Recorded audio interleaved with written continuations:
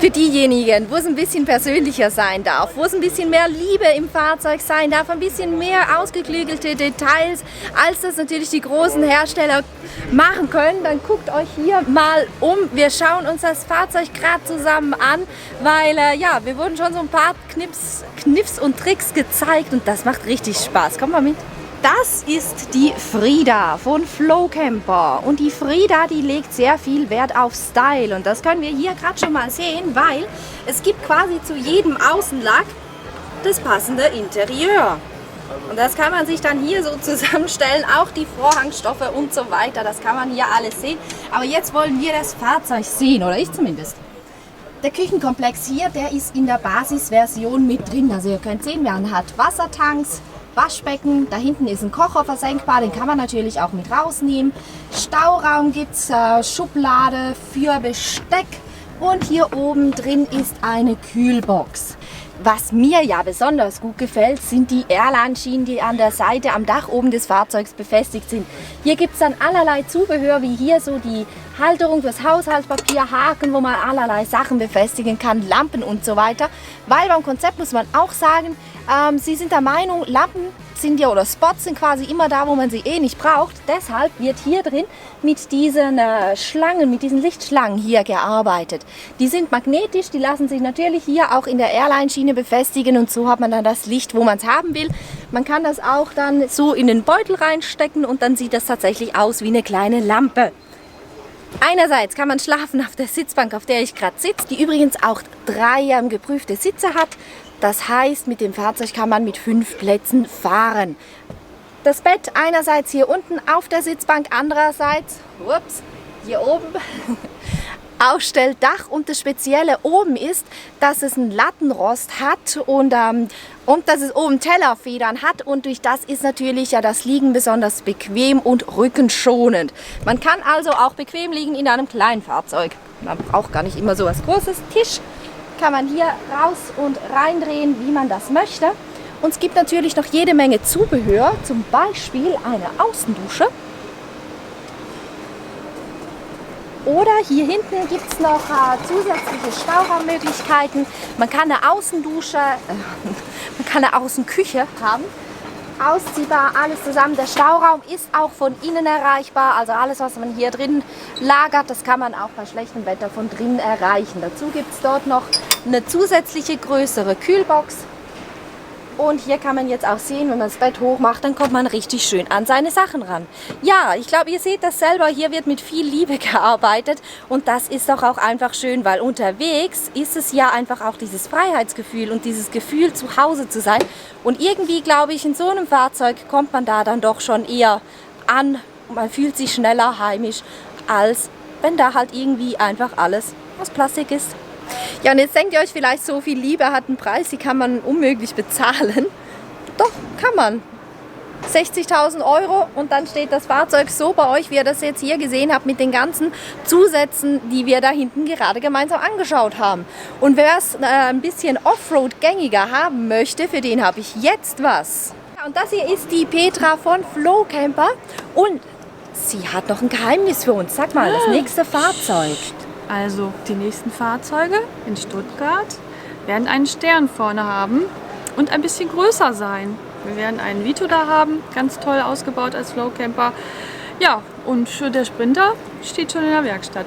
Seid gespannt. Dann braucht man quasi nur noch das nächste Reiseziel und es kann losgehen. Richtig, genau. Sehr cool. Also kommt unbedingt auch in Stuttgart vorbei. Genau, so lange könnt ihr ja mal überlegen, wo es als erstes hingehen soll. Oh ja. Und jetzt zeige ich euch den Terracamper. Ich habe es euch schon gesagt, wir gehen jetzt zu Terracamper rüber und hier ist Mr. Terracamper auch gleich, das ist der Lars. Hallo. Du warst jetzt lange auf Island unterwegs mit genau diesem Fahrzeug und er zeigt uns jetzt quasi kurz sein Zuhause. Das Bereich mal an. Wir haben hier unten ausziehbar unsere Kühlbox. Komme ich sowohl von außen als auch von innen problemlos dran. Darüber haben wir unsere Geschirrschublade, groß genug, dass man eigentlich alles unterkriegt, was man so braucht zu dritt. Und hier ganz oben haben wir unseren zweiflammigen Gaskocher in dem Fahrzeug. Alternativ bieten wir auch einen Spirituskocher. Kocher sind bei uns immer rausnehmbar, dass sie auch draußen kochen können. Daneben haben wir unsere Spüle. Da kann ich hier die Wasserbrause einfach einhängen, habe meinen Wasserhahn. Kann genauso gut die Wasserbrause draußen zum Händewaschen benutzen. Bin da extrem flexibel. Hier hinten haben wir unseren Kleiderschrank. Wir haben passende Taschen dafür, dass man da einfach ein bisschen Ordnung halten kann. Was wir zusätzlich noch dahinter bieten, haben hier ein Klettsystem im Einsatz. Dadurch kann ich hier mir verschiedenste Taschengrößen, wie ich es gerade benötige, dran setzen. Auf der gegenüberliegenden Seite nochmal genauso. Wenn man lieber einen festen Schrank hat, bieten wir auch Hochschränke an. Also da sind wir sehr flexibel. Dann haben wir ganz hier hinten, leider etwas eng, noch unsere kleine Toilette dabei. Weiteren Stauraum. An die Toilette komme ich zum Entleeren auch von hinten dran. Muss ich nicht immer durchs ganze Auto ziehen. Abwasser haben wir hier unten in einem rausnehmbaren Kanister. Dadurch bin ich da flexibel. 20 Liter passen rein. Frischwasser haben wir 40 Liter mit einer Druckwasserpumpe.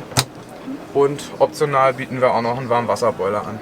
Sehr cool. Das Bett macht man. Hier unten gibt es auch schon ein Bett. Genau. Sehe ich gerade den Kissen Richtig. an. Wir haben hier ein Fahrzeug für 3 Personen. Dementsprechend haben wir natürlich auch 3 Betten. Dafür lege ich hier einfach einmal den Stuhl um. Nehme mir die Polster. Setze die hier auf die Schienen. Hier haben wir noch eine kleine Verlängerung. Die Polster sind mit integriertem Lattenrost. Setze ich alle 4 Stück hier hin. Dann habe ich ein Bett zweimal knapp 1 Meter. Das ist für die 3. Person. Dazu haben wir noch unser Dach im Bett im Aufstelldach. Das ist hier oben. Wir haben hier unser Extreme Open Sky Dach auf dem Fahrzeug. Das baut wesentlich höher. Dadurch haben wir Platz hier für eine 8 cm Matratze, im Gegensatz zu den üblichen 4 bis 5. Zusätzlich bleibt obendrauf immer noch Platz, dass ich mein Bettzeug, Kissen, Fensterisolierung, kann ich alles oben im Dach lassen, ist nicht im Weg. Bett ist bei uns zweiteilig, einfach durch das Dach mit der durchgängigen Stehhöhe. Ich habe die variable Möglichkeit, ich kann entweder vorne einsteigen, wenn ich hier unten das 3. Bett gemacht habe. Ich hier zu zweit unterwegs bin, schiebe ich das ganze Bett nach vorne, kann hinten ganz bequem durch den großen Einstieg über die Schränke nach oben gehen. Noch eine Besonderheit an unserem Fahrzeug, bei uns lassen sich sämtliche Campingmöbel aus dem Fahrzeug auch herausnehmen. Auch unser 3. Sitz ist entfernbar, daraus entsteht dann ein leerer Transporter. Das Fahrzeug kann ich auch bis zum 6-Sitzer wieder aufrüsten. Lediglich hier am Rand haben wir auf beiden Seiten unsere Technikseitenteile, die bleiben fest am Fahrzeug verbaut. Wie bereits erwähnt, was man sieht, das Dach baut hier wesentlich höher, dadurch eben der Platz innen für die dicke Matratze und das Bettzeug. Zusätzlich haben wir hier ein durchgängiges Scharnier über die ganze Fahrzeugbreite. Das bringt eine enorme Stabilität in das Dach, was Seitenwind angeht. Die zweite Luke hier vorne, die sogenannte Open Sky Luke, können wir natürlich mit einem Zeltstoff verschließen oder mit einem Moskitonetz oder wie jetzt hier gesehen offen lassen. Und zusätzlich kann man die ganze Luke noch nach hinten aufs Dach wegschieben, dass man da wirklich freien Himmel über sich hat. Hier im Heckbereich ist aktuell noch ein Prototypenstand. Haben wir hier ein Klettpanel, wo wir Stühle, Tische, Vordach und so weiter unterbringen können. Kann ich einfach aufklappen, die Sachen sind aus dem Weg. Ich komme hier wieder an meinen Stauraum ran. Habe jetzt hier noch 2 zusätzliche Staufächer. An die komme ich nur von hinten dran. Werkzeug, Campingsachen und so weiter passen hier sehr gut rein. Und drüben noch ein bisschen kleineres, aber ähnlich tief. Wir haben jetzt gerade mal hier die Messegetränke drin. Auch da noch viel Platz. Zusätzlich haben wir hier noch einen zweiten Wasseranschluss. Das heißt, ich kann mit meiner Brause hier hinten mir die Heckdusche machen. Zusammen mit einem Heckzelt kann ich dann auch blickgeschützt duschen. Ja, also mir persönlich gefällt das Fahrzeug ja richtig gut. Ich finde, da hat es richtig viele mega coole Hacks und Tricks drin. So wie das da steht, mit wirklich nahezu Vollausstattung, kommt man auf 120.000 €. Die Basisversion beginnt ab 70.000 € und da ist der Allrad auch schon mit dabei.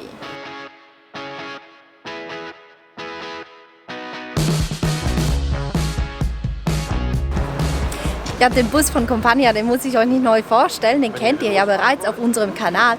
Und wenn nicht, dann schaut mal hier oben vorbei, da ist das Video, wo wir den Van hier nochmal ganz genau vorstellen. Es gibt aber ein paar Änderungen, die mittlerweile eingetreten sind. Ist doch auch schon gute 1,5 Jahre her, seit wir da vor Ort zu Besuch waren. Und die Änderungen, die zeige ich euch jetzt. Was bei uns noch nicht mit dabei war, ist das Bett, das man nach außen ziehen kann. Man kann, aber muss nicht, weil das ist so eine der häufigsten Fragen, die ich hier am Stand jeweils höre. Man kann das Bett nach außen ziehen, hat so natürlich einerseits den Vorteil, dass man drinnen nicht umbauen muss, also die Sitzgruppe kann so bestehen bleiben. Andererseits hat man natürlich den Vorteil, man kann hier noch ein bisschen rausgucken und natürlich gibt es für hier hinten dann auch ein Zelt, das man an der Heckklappe befestigen kann, dass man dann doch auch noch ein bisschen Privatsphäre hat. Ja, und das Teil da drüben, das denkt ihr vielleicht jetzt, Moment mal, das kenne ich doch von irgendwoher. Das ist von Vantail, diese super schönen Hängeschränkchen oder wie man die auch immer nennen soll. Mit denen arbeitet Compagnia zusammen, die kann man sich also optional noch mit dazu einbauen lassen. Unter der Haube versteckt sich die nächste Neuerung. Es gibt neu ein 145 sowie ein 170 PS Modell mit 6-Gang DSG Automatikgetriebe. Das ist ebenfalls neu. Und noch eine Änderung sieht man hier im Innenraum. Und zwar, weil wir gerade so schön viel sehen. Das Lichtkonzept wurde komplett überarbeitet. Neue Spots hat es gegeben, zum Beispiel hier oberhalb der Küche, wo es früher einfach hier diesen LED-Streifen gab, gibt es jetzt auch nochmal einen Spot. Dazu sind die Spots auch dimmbar, damit man das richtige Ambiente kriegt. Und was ganz Cooles, man kann sich hier in die Möbel seine eigenen Logos und Bilder reinlasern lassen. Das ist doch auch ein cooles Gadget, um seinen Van so richtig schön für sich selber zu personalisieren. Normalerweise haben die Fahrzeuge von Compagnia 2 Schränke drin. Einen hier drüben und einen auf der Seite. Jetzt haben wir ja schon vorher gesehen, dass hier aber das Teil von Vantail verbaut wurde und entsprechend wird die Liegefläche im Innern größer, weil man kann jetzt hier bis ganz nach draußen liegen und hat so nochmal ein größeres Bett. Wir gucken das gleich von innen nochmal an und dann das andere Fahrzeug noch zum Vergleich. Hier kann man jetzt sehen, den Schrank da drüben und hier mit Spiegel gibt es halt auch nochmal den festen Schrank und diese Breite hier, die hat man dann natürlich, die fehlt da, wenn man das Bett innen aufbaut, wenn man rechts und links einen Schrank hat, im Gegensatz zum Vantail-Hänger.